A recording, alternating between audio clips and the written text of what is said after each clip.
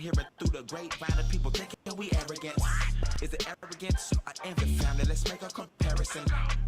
Arrogance is a puffed up feeling that most of these elders has. Envy is an inadequate feeling that your favorite rapper has. Puffed up, houseway. It ain't me, it's the Father who made me picante. Saucy, hot sauce. A good place to put your chips, cause if you put your chips, it's gonna pay off. Not arrogance, but confidence. I just rely on the Abba. Now I'm a lion amongst the heathen, singing Hakuna Matata. Now the other dudes try to do what I do and wonder why they fail. This is my lane, not they lane. It's in my lane, they sick as hell, cause they can tell my way up. I'm so high, I'm way up. I'm so fly, I'm way up. Money on my mind, I stay up. I praise to a higher. That's who I be glorifying. I come with the flow through me, she be edifying. You see me, you see my mother gave me her characteristics. She molds me, she guides me. So my speech is futuristic. Be with human to be cannibalistic. Murder scene, go ahead and check the ballistics. Manifold, my flow is prolific. I'm a pre-AD cause my flow is so gifted. Thank you, Father. I am nothing, I am dirt. That is all. This beat is ringing like a telephone. I pick it up because I am called. I hear them rap loud. I shake my head. These boys is gimmicks. They ain't real, fake as hell. Word it down, call them get it. Listen, let me tell you what I mean. Ephesians 2 and 6, precept Psalm 145, verse 14. That's why I'm way up. I'm so high, I'm way up. I'm so fly, I'm way up. Money on my mind, I stay up. Disrespect my holy Father, you might get charged way up. The spirit's willing, but the flesh is weak. You go to sleep, but I stay up. I'm David on the track, you go light. My punch like from a slingshot. I'm a music connected to the Father. Every song is a hot spot. One sister told people I ain't worth my pay. I almost cursed. Turn to Matthew 10 to 10, that's gospel, baby. That girl a curse. I left the trap, no script, no purse. I work out my temper, no peace, no church. Got my own business, but not self-employed. For the Abba, I work so 91, verse 14. That could be talking about me, baby. He said a pastor is boasting. You know your pastor don't read, baby. He said I'm boasting, yes, in the most high. No, I'm recorded, but I believe I can fly. He keep me popping, no 4th of July. I don't want to die, just a piece of the pie. But he say he gon' give me many-fold. He gon' raise me. I got kingdom money on my mind. I stay up. Way up. I'm so high, I'm way up. I'm so fly, I'm way up. Money on my mind, I stay up.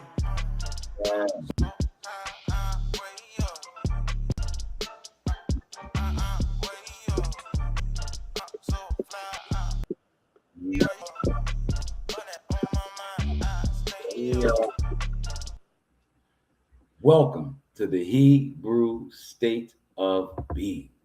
I am your humble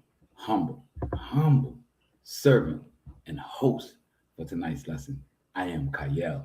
In the building, I got my rib, my butter pecan, Miss Artist 28. Yes, my young and Bella son, he's gone by his pops for the weekend. So we are in the building. Yes. So look, man, we got a great lesson for tonight. And it's a little bit of correction in the process. As you read the title of the lesson, it is Why is the World and Dante Forston afraid of our King David? It's a great question. We have been given so many false idols. We have been given so many false gods in this captivity, in this land that we're in. It was prophesied, as many Hebrews know. They read these scriptures, the Tanakh, the Torah, and they are clear that we will be brought here in slave ships. We were clear in the end time. Let's see, my cousin Michael is in the building. We are all in accordance that we would be in a foreign land where we would become one with Ephraim, and we would be at this end time in a land where we are not supposed to take on their gods. That's clear. They say it, we say it, people say it, but then yet they say that the Old Testament is a future light unto the New Testament, which begins the major error that many camps fall into, and many new Hebrews coming out of the church not wanting to give up what they think is their foundation, which is Jesus and the New Testament. Because they believe that that is their foundation, they want to connect it to what is the original foundation. Don't you see how that is erroneous? There cannot be two foundations. There is only one foundation. That is the Old Testament, denoted by the word old, as in original. So in the Old and the original Testament, we are, as in end times, in a captivity, as written in Jeremiah. And specifically, when we get to Jeremiah 30 of Jacob's troubles, it speaks of when the fall of the end times, the fall of the Gentile rule. And that in that time, the remnant whom they should be looking for as a leader. Now, we're going to get really deep into this. We won't shy away from what the rest of the world is afraid of. We're going to take it nice and easy. I'm going to try my best. So we're going to, as we, before we get into scriptures, we must blow the shofar. But before we do that, to give context, we are going to show Mr. Dante Forston his point that we are going to be discussing, and how that was an issue for Mr. Forston. He put out a video a couple hours, 24 hours or so ago. And this video was, let me make sure I got it right here.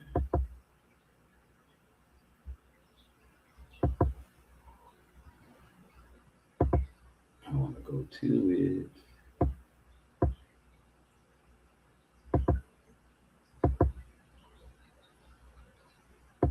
All right.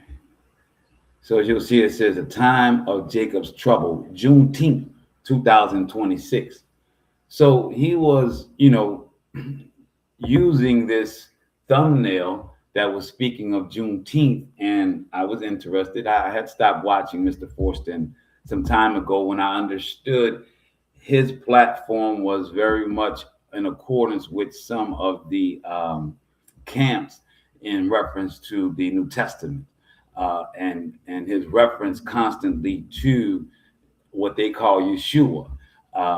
So I am of the Torah and the Tanakh, right? So as we see here, we're going to pull up his at the mark of 17 minutes and 41 seconds. I'm going to take it to 26 as he goes into his runs a camp.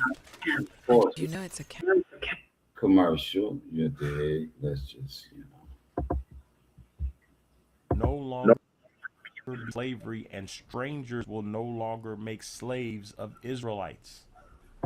So he's reading in Jeremiah chapter 30, and he's at verse 8, and he's making a point, which right now I was a bit confused because he was mostly discussing his distaste for feminism, which I do share, but I don't believe that's what Juneteenth is about. But he was trying to connect that the women and the feminist movement somehow, in his opinion, through the church, is destroyed what they love as the Catholic, Baptist, Protestant church, and how that has somehow, I guess, ruined what Juneteenth was about in some form or fashion. Like again, he lost me with this 20-minute diatribe of that, but when he got to this part here, it really struck me of why he would have some erroneous positions or perspectives. So as he comes out of Jeremiah verse 8 and talks about the Israelites and understanding that the Most High is saying he's going to destroy the nations and the systems importantly here, which is the religious systems, along with the governmental systems of this second Babylon, right? This daughter of Babylon. So this is what is Jeremiah is saying, and then he goes in to say, It says, "But they shall serve the Lord their God and David their king, whom I will raise up unto them." Not gonna get sidetracked with that because there's a debate among a lot of people whether the Messiah is Christ, whether it's David, whether they're using David in the sense of Christ comes from the house and lineage of David, and it's referring to David as the lineage and not the specific person. But we're not gonna get sidetracked with that. It says, "Therefore." so that's the whole thing that inspired our lesson for today, because David is not a sidetrack. David is the track. The understanding of this, and to say that you take everything in this chapter up to that verse literal, and then now when we get here to David being raised, we get philosophy, we get philosophical on what it could mean. Is it the line of David? Is it the Joshua that they say, the Jesus that they say that it is pointing to him who came and died? So if this is a future prophecy and he's come and died now, it's not just a resurrection, but now it's a future coming of this entity. And the Most High has nothing to do with that, because in some of their doctrines, as we get deep in philosophy, they believe that Jesus is the Most High. So with all of that philosophy of whether he is the Most High or not, and that he was resurrected, and then now he's going to come back to fulfill this Old Testament prophecy, that the Most High will raise him to be our king. Now, we're going to blow the shofar before we go on and let the Most High scriptures prove out his word and what he meant by it, and not my context or anyone else's confusion, right? So we're going to, let me stop sharing that one.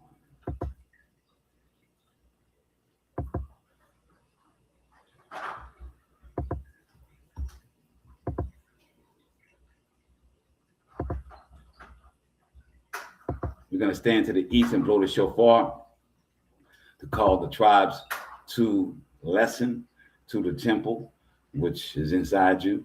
And while this shofar is blasting, we're standing to the east, where the windows of Shemayim opens for the sun to rise every day. And through that window, we are going to send our prayers. And what prayer are we sending when we're standing to the east? That questions that you may have been having internally or been discussing with others, that the scriptures that the Most High has here that I prepared answers those questions, not my commentary, not my extra banter, but his actual word answers your questions. And when that happens and you acknowledge it, we ask that the Most High levels you up when it resonates with you, whether that be right now, next week, or next year, whenever it hits you, that these words of the scripture is the answer for your questions. We pray that the Most High levels you up. So we're going to stand to the east and blow the shofar.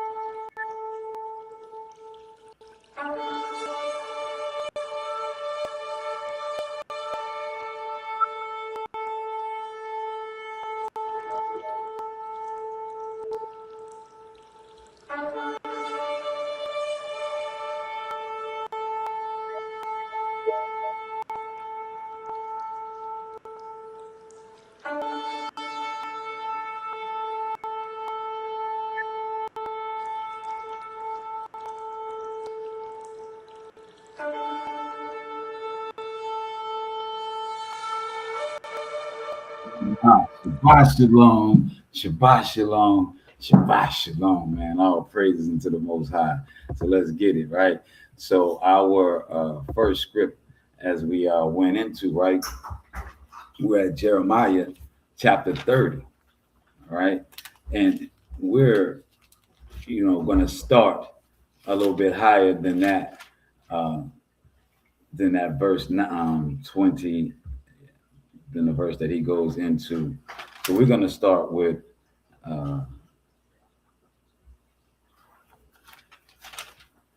verse 1. The Most High say the word which comes to Jeremiah from the Most High. See, they have Lord here, which goes back to that psychology of rulership. When we know we follow the New Testament, no, I do not. And it says, but we are going to read from the New Testament to prove out the old tonight, Mr. B 5862. And it says, verse 2, thus says the Most High. The Most High is of Yasharallah. Whoa. It says, thus says the Most High of Yasharallah. Write down in a scroll all the words that I have spoken to you. For days are coming, declares the Most High, when I will restore the fortunes of my people, Yasharallah and Yehudah.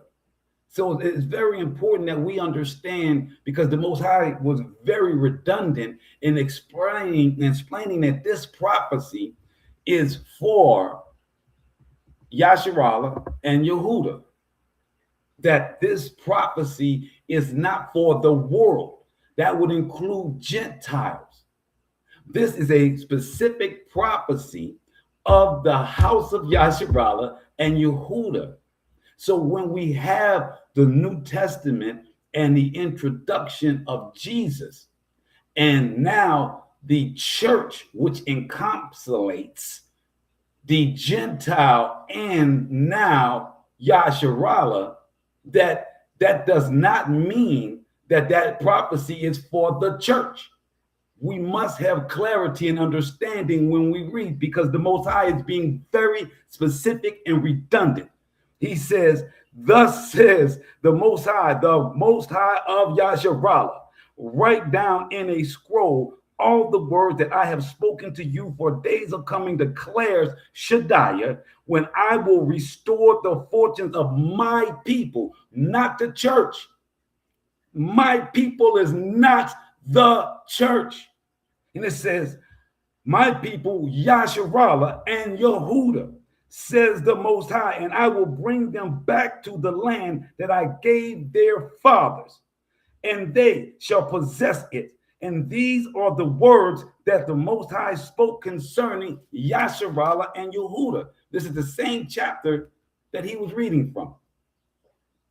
Verse 5, thus says the Most High, Shadiah, as Shadiah is the word he gave, the name he gave Abraham in Genesis chapter 17, verses 1 through 2. I am Shadiah, a higher Shadiah. And it says, verse 5, thus says the Most High, we have heard cries of panic, terror without relief. Ask and see. Surely males do not bear young. Why then do I see every man with his hands on his loins like a woman in labor? So this is a descriptive time for end times, which we know to be the end of the Gentile rule. We stand on point. So the Most High is saying at the end of this Gentile rule, there will be a question if man can have a child. Are we not there? Yes, we are. It also says, but the Most High reaffirms that can't happen. So why are they having their hands on their loins? And it says, like a woman in labor. Why have all faces turned pale? Pale as in they don't know, they're lost, they're in shock. That day awesome. There is none like it. So no other day, recorded or non-recorded, will be like this day. Not 70 AD when they were all marched out and the temple was drawn. No, not 586 BC when we were spread into the four corners and taken in captivity by Nebuchadnezzar. Not that same day, not a captivity as in 1492. No, it won't be a day like that. It won't be a day like World War I or D-Day in World War II. It won't be a day like that. He says, your face will be in shock in the day. So no confusion. And it says, there is none like it. It is a time of trouble for Jacob. Jacob, the name for Yasharallah. Jacob, the 12 tribes came from Jacob. Get it? So, and it says, but he shall be delivered from it. So meaning we're going to be in the midst. We're going to be right there in the gully of it. We're going to be in the mud of it. We're going to be like what? Wheat and tares to it. We're going to be together so intricate that we cannot decipher. Isn't it what the Most High said, that he would have to wait to the end times to come through with the sickle so that he could preserve the wheat in the shift? The shift, is that a double entendre? The shift of the actual machine separating the wheat from the tares, or the shift of the reset they call? And this is, but he shall be delivered from it. So there must be a lane for us. What is that lane for us? Because we know what the world's lane is. The world's lane is revelations. This is our lane. Are we understanding? Are we on the clear line? And it says, but he delivered from it. In that day declares the Most High of hosts. So now the Most High is claiming his title of being over the mighty angels that will destroy, not man, but angels, seraphim, cherubim, things that are holy, things that are not of iniquity, not a man as a savior. But he's now saying, as the leader of this celestial army, he says, I will break the yoke from off your neck and I will rip off your bonds. So no man, no army here, no militia, no black pride, no, none of that. It's going to be celestial. It's going to be holy. It's going to be something that you could not possibly do with your own hands. He's a specific people, not that he doesn't care about everybody else in the world, not that we are chosen because we're special. No, the reason why he won't let us do it is because we're so dirty. You get it? He won't let us rise up and kill the whitey or kill the oppressor, because then we would think that we did it. And we would think that by doing it in that manner, that's righteous, and that we are kings, we are gods. This is the thing that the Most High is definitely trying to stop. Man worship. Waiting on man. This is the difference of the lanes. Am I clear for you on the difference of the lanes and why the Most High does what he's doing? Why he says that you can't do it because you are filthy. All of us. We're in the mud together, intertwined, baby, wheat and tare. You ain't holier than thou. None of us are holier than thou. Your righteousness becomes when you follow his law. It's an actual, real thing that you have to fight demons every day with his law, not with a philosophy, but with his law. All praise, I see my sisters in the building. But with his law. So, and now it says, because remember, Dante said he couldn't touch this David thing. He said that's too much. They got a lot of questions going on. He don't want to get into that. He just want to get back into the script. But this is the base, baby. This is the foundation of Jeremiah chapter 30, that man will not do it. Don't look for man, but that are celestial bodies, the Most High, our Father, our Abba, is going to do. And he says, because he knows us. He says, I'm going to off your neck, and I will rip off your bonds. Strangers shall no longer make slaves of them. Instead, they shall serve the Most High. So again, he's letting you know what people, who's his people, and what position they would be. What people are always being leached, sucked for their effervescence, their essence. We got Africans coming over here to tell us in this captivity that we're in, where we raised up a culture within this oppressive captivity, that their African culture somehow is the essence of us. Well, if you believe in Christianity and African religions, which are all the same, you might fall into that trap. But no, the essence of us is the ones that follow the law and look to the Most High's word, and says, instead, they shall serve the Most High and David.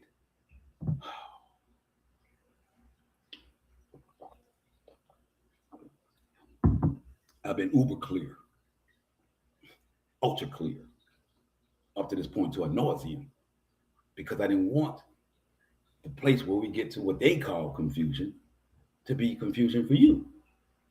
So it says, instead they shall serve not the oppressor, not the religions of the oppressor. Why? Because there isn't one religion, not one, that says David is going to be their king. Not one. Oh, the Muslims, they got love for Dawid and Moshe. Yeah, but that ain't them. They know that ain't them. So they ain't doing that. The so-called Jewish people right now, they wait on the Messiah. They don't believe, they ain't saying David's going to be raised up. They wait on the Messiah. They said they didn't came for them, though. They say Messiah for them just means someone that, which we know the original word Messiah means anointed. So for them, they saying a Messiah that's going to know their Talmud back and forth. Well, now, isn't that interesting? And then, of course, we have our Christians and all the branches of that: Presbyterian, Lutheran, Seventh-day Adventist. What's them people knock on your door? Jehovah's Witness, Christianity, spirituality, Christianity, IUIC Christianity, Hebrews, you know, all of them over there in that lane. Dawid is what the Most High said, whom I will raise up for them.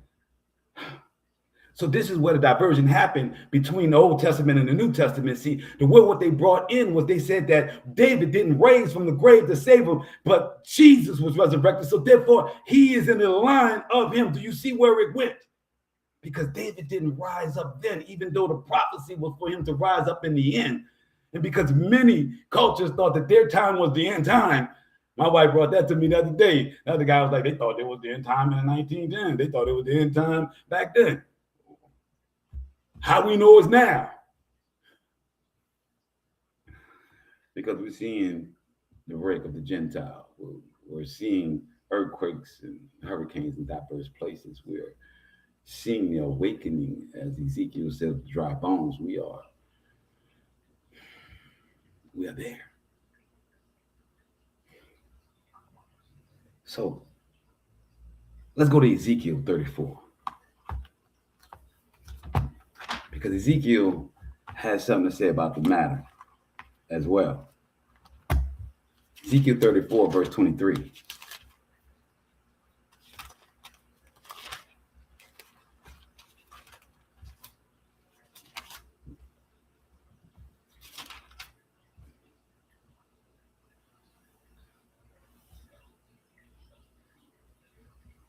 And he reads, Ezekiel chapter 34, verse 23 and 24. Then I will appoint a single shepherd over them to tend them, my servant David. He shall tend them. He shall be a shepherd to them. Who else have been given the title of the shepherd? Who is waiting to be shepherd along? Ezekiel says, for context, let's go up to 22. It says, Ezekiel chapter 34, verse 22, I will rescue my flock, and they shall no longer be a spoil. Is that not what he said in Jeremiah?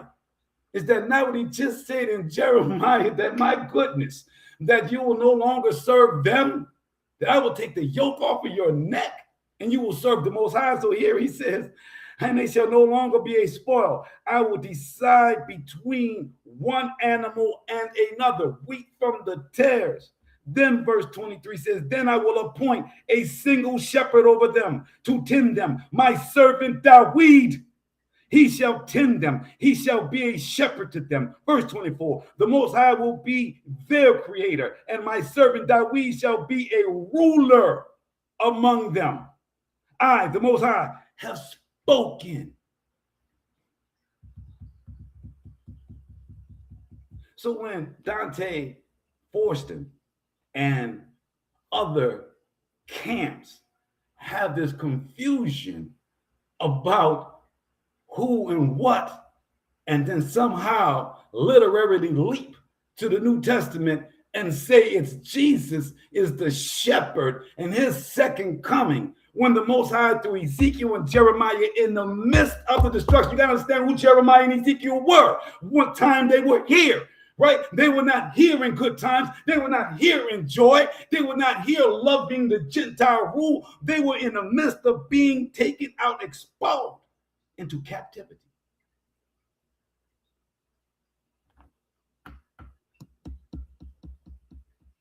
They were being expelled into captivity.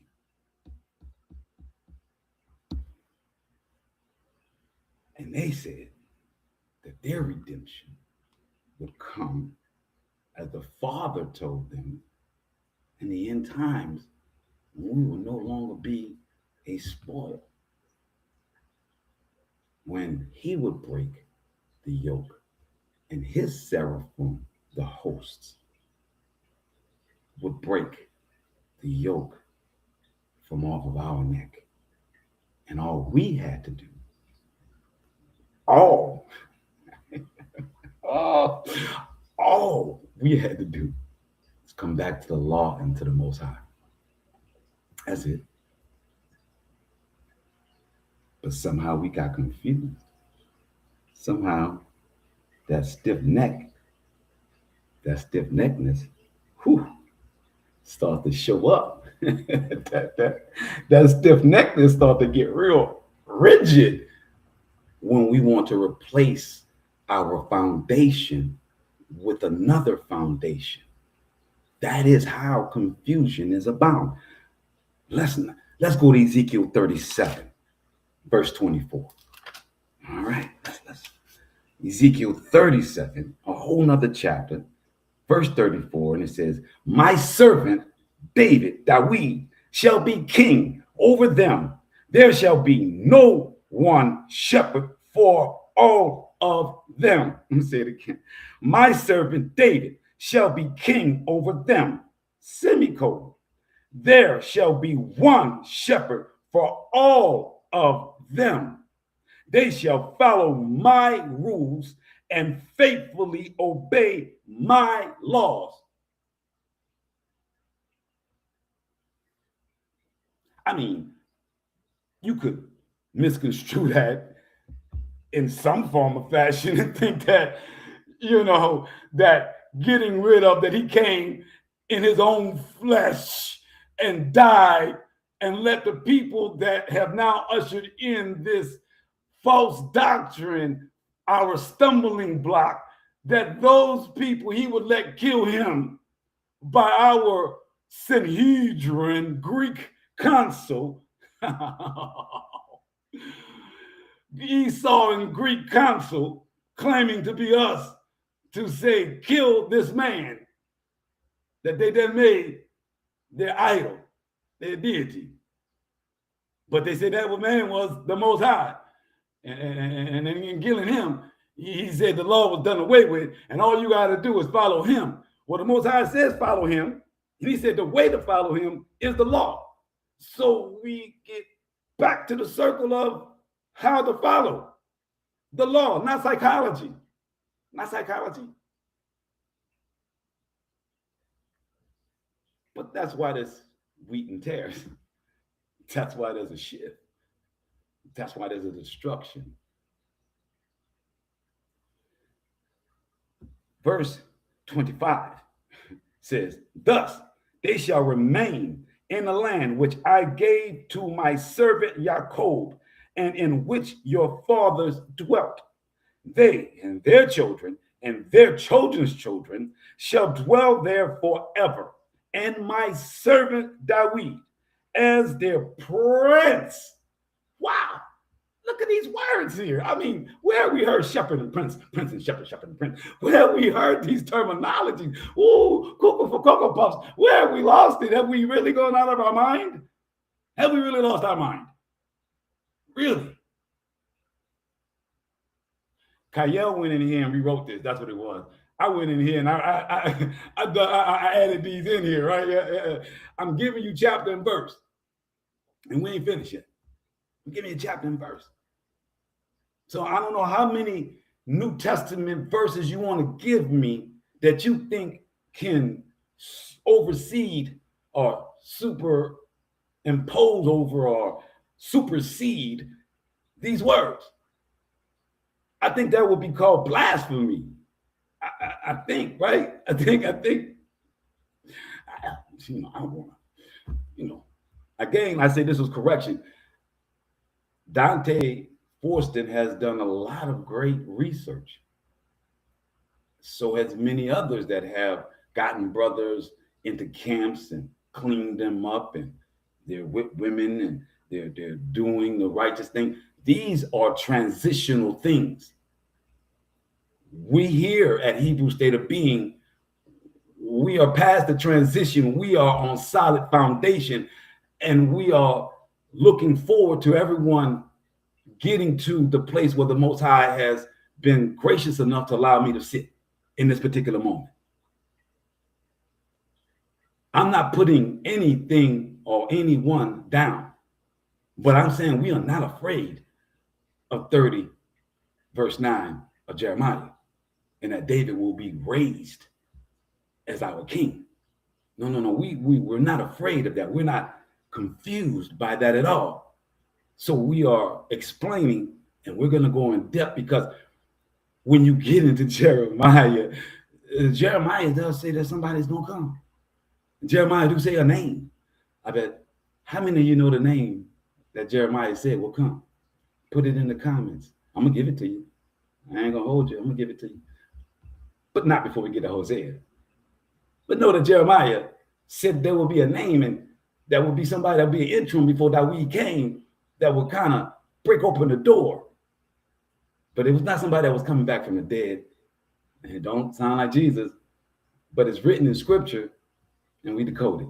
Yes, we did. Let's go to Hosea. Oh man, I'm feeling some type of way. Yeah. So the Most High said right here, David as their prince for all time.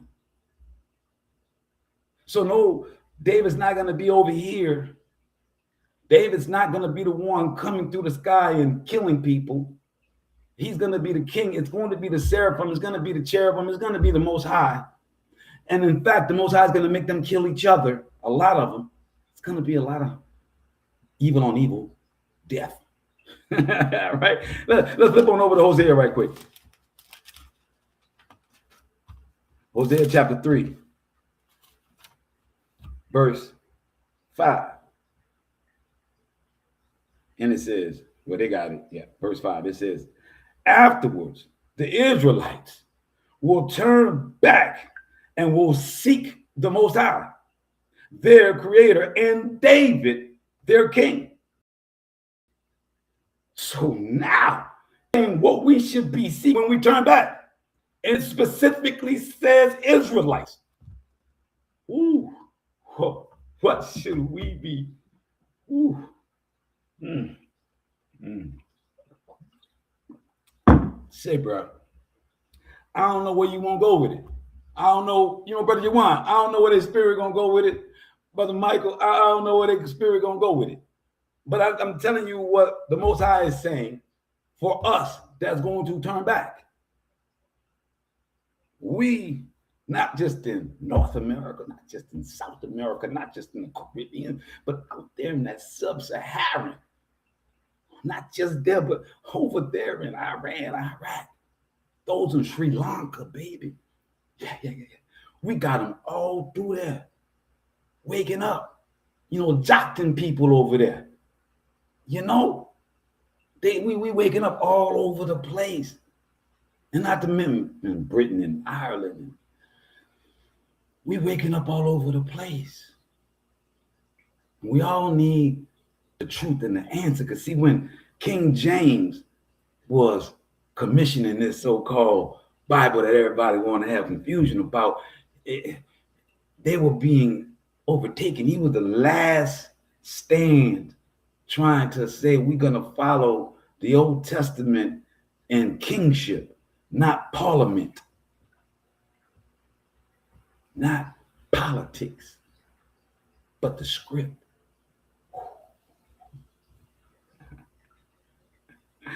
Yeah. I don't know how you want to see it, but I'm going to read it again, though. And it says, verse 5, Hosea chapter 3, afterwards, the Israelites will turn back and will seek the Most High, their creator, and Dawid, their king. And they will thrill over the Most High and over his bounty in the days to come. That's my lane. Like Peasy said, way up, baby. I'm so high. I'm way up. Yeah. Come on. Let's go to Psalms, baby. Yes. Let's go to Psalms 89. Psalms 89, 1 through 6. Yeah. Psalms 89, 1 through 6.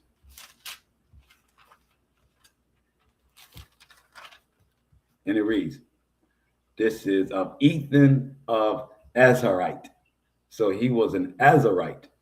The Maskil, poem of Ethan the Azarite. And it says, I will sing of the Most High, steadfast love forever.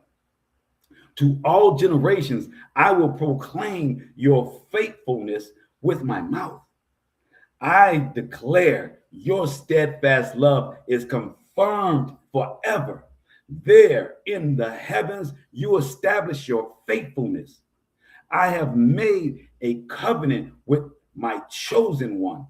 I have sworn to my servant Dawid, I will establish your offspring forever. I will confirm your throne for all generations. Selah. All generations. So it don't matter what's coming in, right? It don't matter what's the new kid on the block, right? For all generations, Dawid be that servant that the Most High has established as our king forever. Let's go to Isaiah. Isaiah 55. Are y'all sick with it? Are y'all tired? Have I given too many precepts? No, say it ain't so. Let's go to Isaiah 55, verse 3 through 4. And it says, incline your ear and come to me, hearken, and you shall be revived, and I will make you an everlasting covenant. See, that's one of the things Dante kept talking about. Covenants, new covenant, and this covenant, and there's a covenant. And he was all over the place with covenants.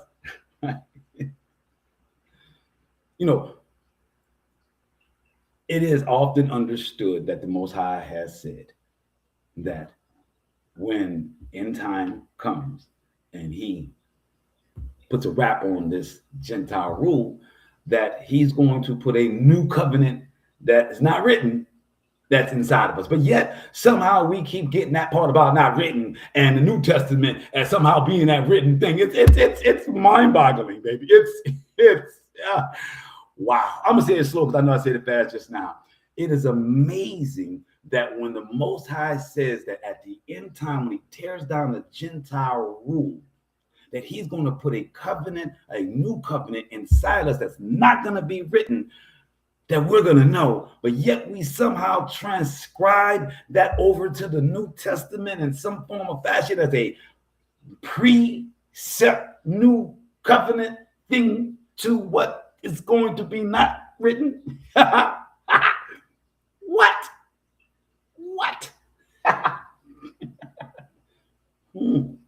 Come on now. Look, I will make with you an everlasting covenant.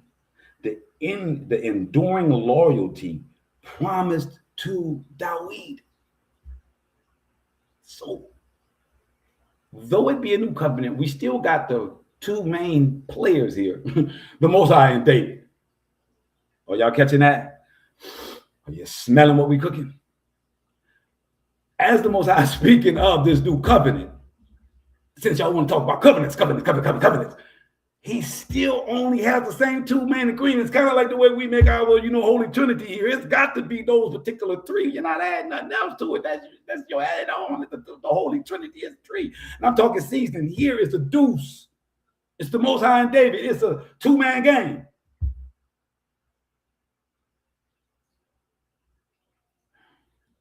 And somebody in the back saying, what about the Holy Spirit and Ruach HaKodesh? Shut up. You know what I'm saying? We talk about a two-man game. The Most High is the Ruach HaKodesh. We don't even split him up. He is that. Okay? And Dawid, he says, and I will make with you an everlasting, not going to change, everlasting covenant, the enduring loyalty promised to Dawid. Verse 4, as I made him a leader of peoples, a prince and commander of peoples, so you shall summon a nation you did not know, and a nation that did not know you shall come running to you.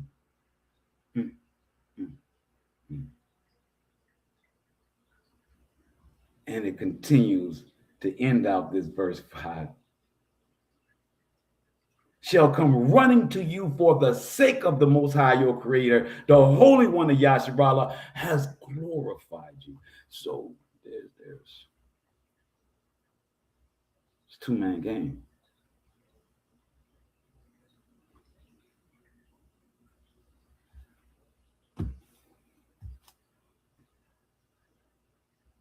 This is correction for all of Yasharallah. We must understand the path that the Most High has laid out for us. It is vital. Some may say detrimental. Let's go to Amos chapter 9.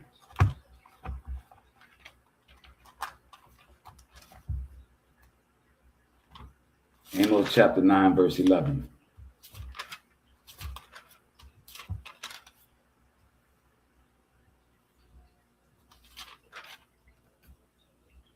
In that day, I will set up again the fallen booth of David. The house is the booth. Just like we have tabernacles, the booth of David. I will mend its breaches and set up its ruins anew. I will build it firm as in the days of old, so that they shall possess the rest of Edom and all the nations once attached to my name. Did y'all hear that? I know people stop when they hear Edom. I know a lot of people get all joyous when they hear about captivity and Edom and all that. But here he says, shall possess the rest of Edom and all the nations once attached to my name. We're not afraid of that either. What does the Most High mean by once attached to his name? It will be the ones that, created demigods or created, step ladders to the Most High, created intermediaries, people, but still was believing in the Most High, believing in a, creator of all things, but just so happened to really like the deity that was provided for them and doctrine, what their parents told them and what their grandparents told them and what their friends know and what everybody else like. Most High say those people are going to be possessed.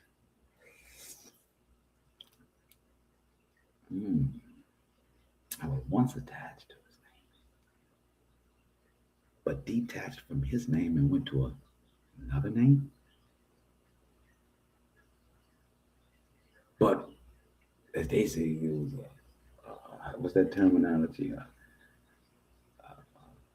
It was a strange faith, a new style of faith.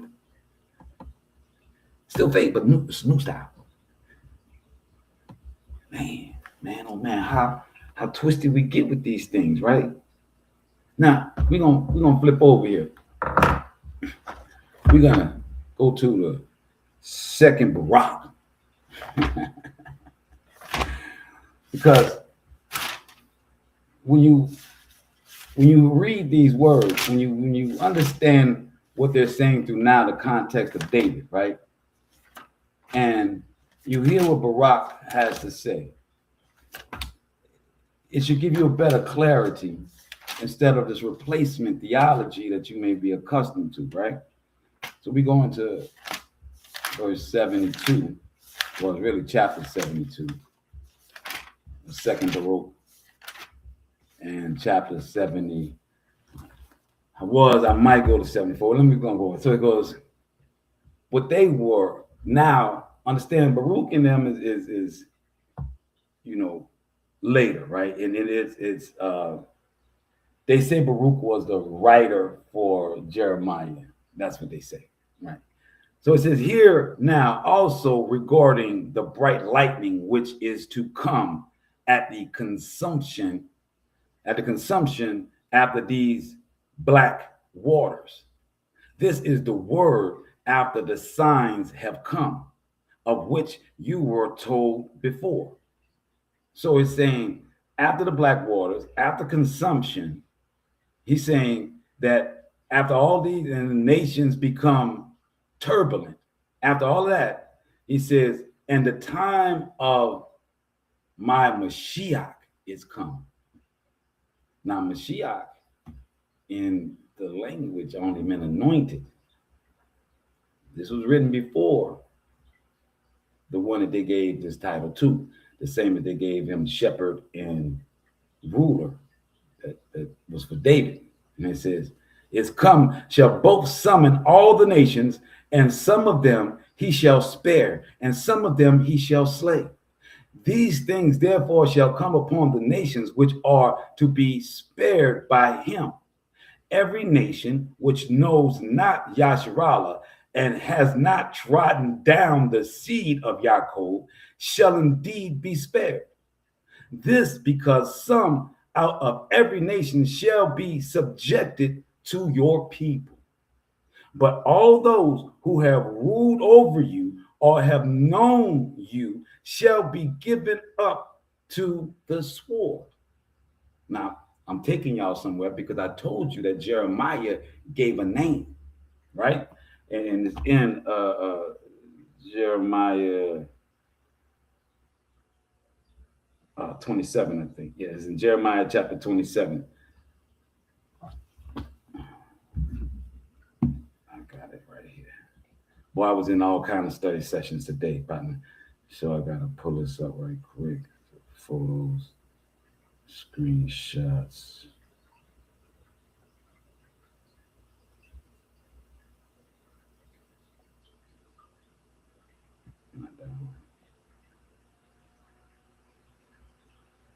Yeah. So we're going to break down that. Yeah. So in 73, chapter 73 of Baruch, second Baruch, then it says, and it shall come to pass when he has brought low everything that is in the world, and he has set down in peace for the age on the throne of his kingdom, that joy shall then be revealed, and the rest shall appear. Whoa, he says, the throne of his kingdom. So we know there's only one kingdom. There's only one kingdom. So it says, okay, and has set down in peace for the age on the throne of his kingdom. That joy shall then be revealed, and the rest shall appear. And then healing shall descend in dew, and disease shall withdraw, and anxiety and anguish and lamentations pass from amongst men, and gladness proceed through the whole earth. And no one shall again die untimely, nor shall any adversity suddenly befall. And judgments and revelings and contentions and revenges and blood and passion and envy and hatred and whatsoever things are like these shall go into condemnation when they are removed. For it is these very things which have filled this world with evils, and on account of these the life of man has been greatly troubled. And wild beasts shall come from the forest and minister unto men. And asps and dragons shall come forth from their holes to submit themselves for a little child. And women shall no longer have the pain where they bear, nor shall they suffer torment when they yield the fruit of their womb. Chapter 74, our last one.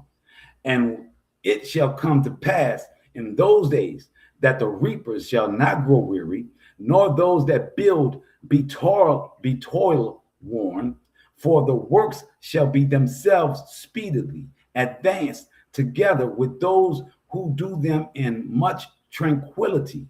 For that time is the consumption of that which is corruptible, and the beginning of that which is not corruptible.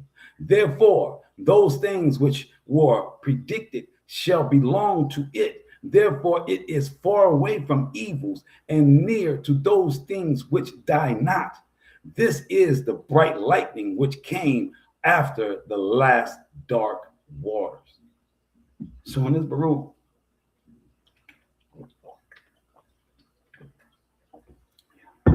they give you two words, Mashiach, and they give you kingdom.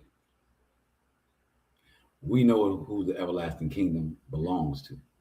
We went through it through nausea. We understand that Mashiach means anointed. And absolutely, David has been anointed because the Most High has chosen him as his servant. You can't find that anywhere else for anyone else. Anyone else. I dare you find it.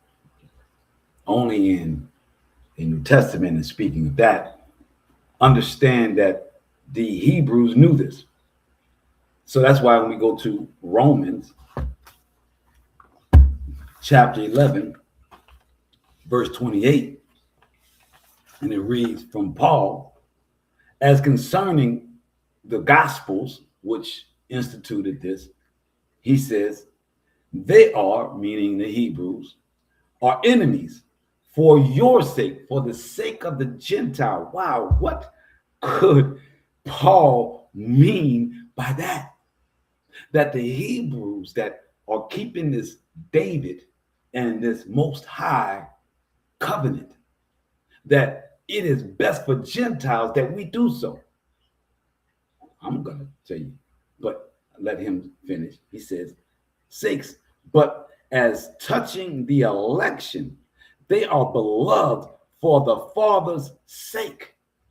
So Paul is also saying, don't touch them.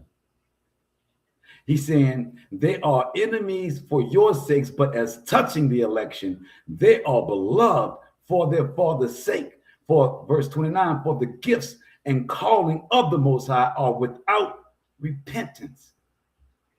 So Paul is telling them, and what you should understand, Mr. Forston, and what IUIC should understand, and all of you that are confusing your foundation. I see Varian in the building, my brother, that's confusing your foundation with Jesus, that Paul here in Romans 11, verse 28 and 29 says that the Gentiles need to not touch us.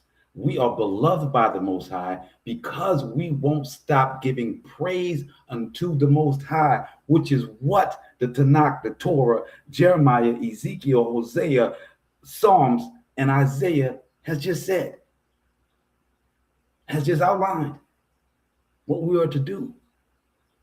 So as Paul is telling them, they keeping the covenant keeps the prophecies of the end time salvation. Though y'all may be following left and going crazy and don't understand nothing, and we trying to get you into something, don't look down upon them because they are part of the salvation at the end. We are the inheritance, the remnant, the ones that give praise unto the Most High constantly. And praise unto the Most High. We don't praise David, even though he's our king. We praise the Most High. It is not confusion. We don't need to walk around with the star of Rephaim that these camps call a star of David when he had not. There's no symbol that represents Dawid. His throne is everlasting, as the Most High's throne is everlasting. As do you see the Most High's throne?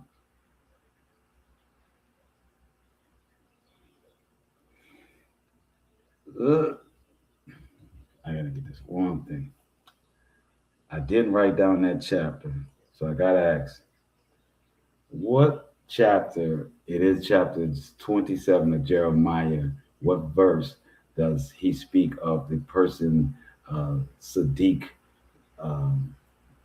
Victor coming? Chapter 27 of Jeremiah doesn't mention Sadiq Victor. However, the concept of a righteous one is explored in Jeremiah chapter 23, verses 5 and 6. Because I asked the wrong thing.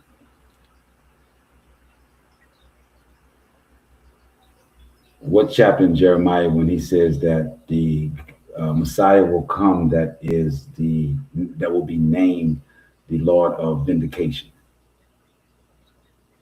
The prophecy about the Messiah, who will be called the Lord of vindication, can be found in Jeremiah chapter 23, verses 5 and 6. It's also mentioned in Jeremiah chapter 33, verse 16. Jeremiah 23, 5 and 6.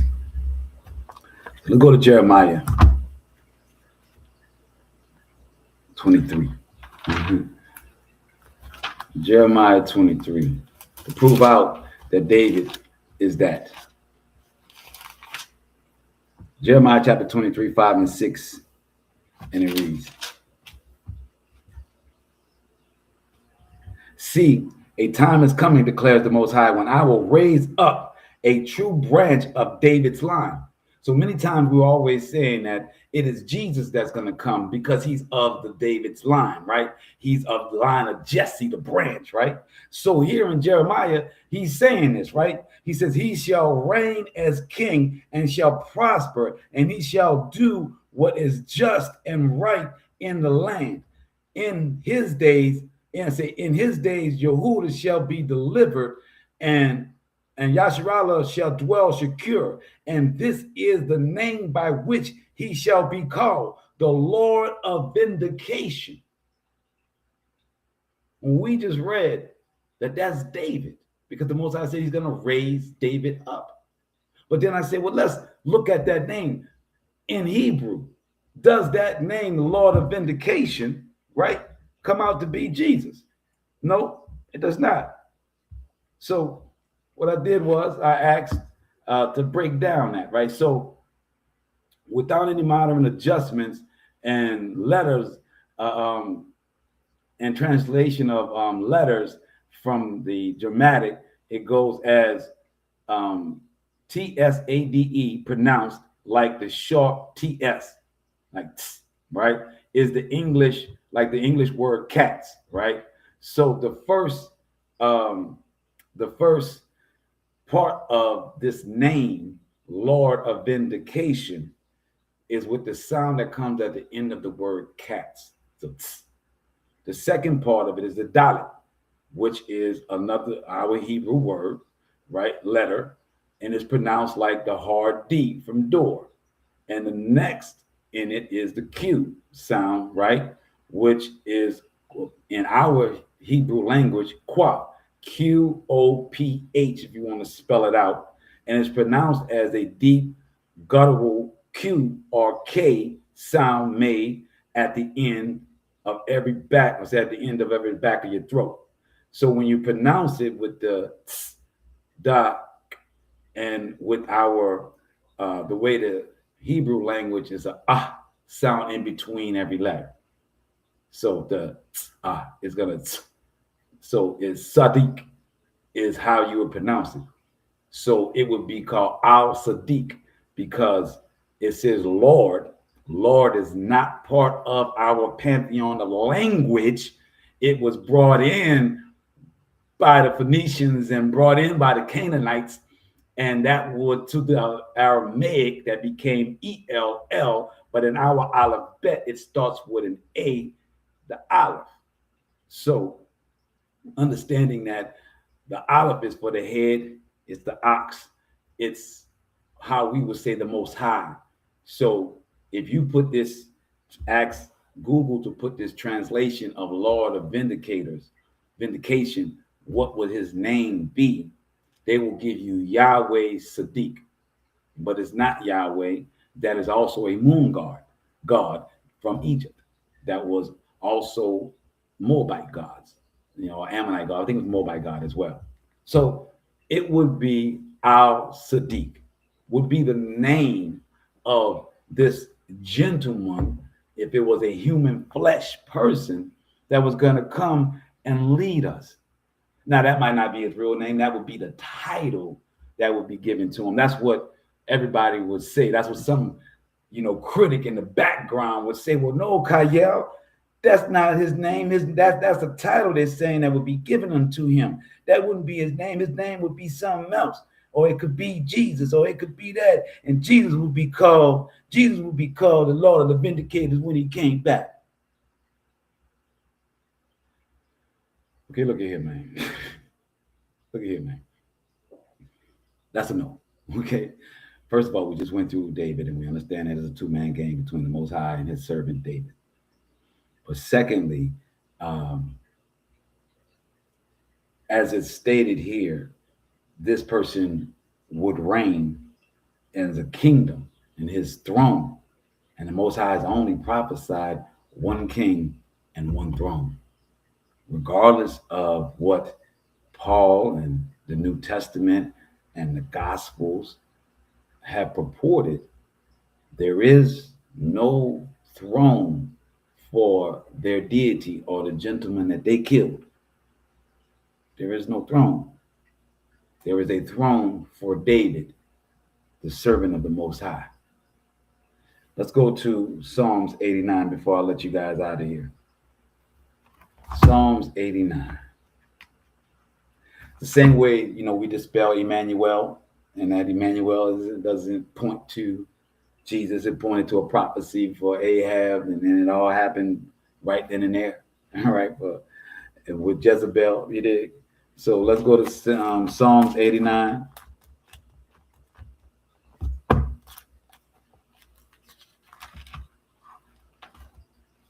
We touched on Psalms 89 earlier with verses 1 through 6. We're now going to go to verse 27.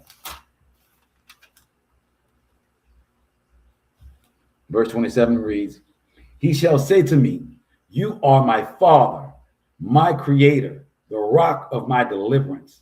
I will appoint him firstborn, highest of the kings of the earth.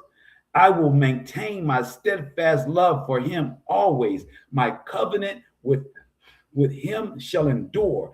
I will establish his line forever." So there is no other line that comes out of the branch of Jesse.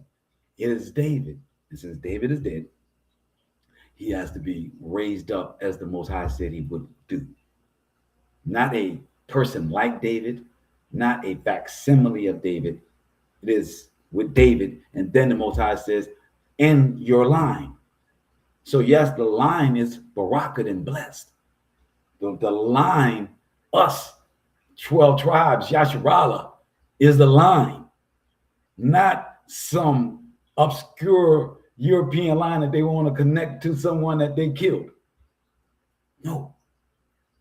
The entire scattered across the four corners of the earth. That line. David is the singular king. And it says, I will establish his line forever, his throne, as long as the heavens last. If his sons forsake my teaching and do not live by my rules, if they violate my laws and do not observe my commandments, I will punish them. I will punish their transgressions. So that's what they say, you die in your sins.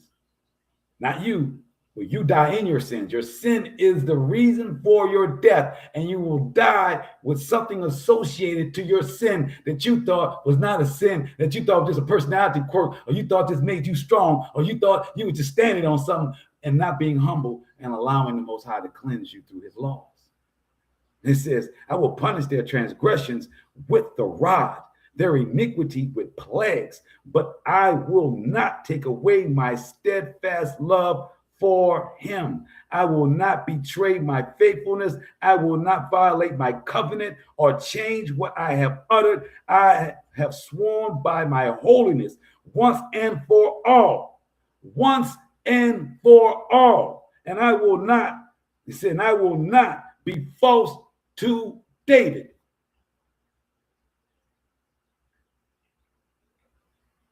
All that to say, he's not going to be false to David. What are we talking about, Dante?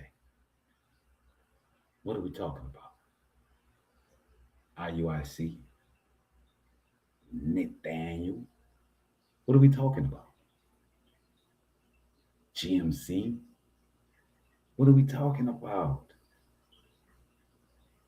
Any of you that believe that there is a different path besides David, the laws, the commandments, the covenant, Jacob, Isaac, and Abraham, the Most High. If that's confusing to you, I suggest you continue to read and pray for clarity. That's our lesson for tonight. The Most High says, verse 36, and I'm going to read to 37. I have sworn by my holiness once and for all. I will not be false to David. Verse 37, his line shall continue forever, his throne as the sun, S-U-N, before me, as the moon, established forever and enduring witness in the sky. Selah. So the Most High says, as long as the moon and the sun is up, this covenant with David as the everlasting king, his prince, his vindicator, his shepherd, his leader, that he is the one that we should be looking to. His songs, his journey, what we need to look forward to should be part of your Hebrew everyday understanding. If that's the king, if that's who the Most High gave a covenant with, that's who you should be having an intimate understanding of. Other than out your mouth, Jesus this, praise that, Jesus praise this, and Jesus praise that, and Lord knows, and all of these other cliches that we use that is outside of the covenant. All praise unto the Most High. See you on next Shabbat. Me shalom.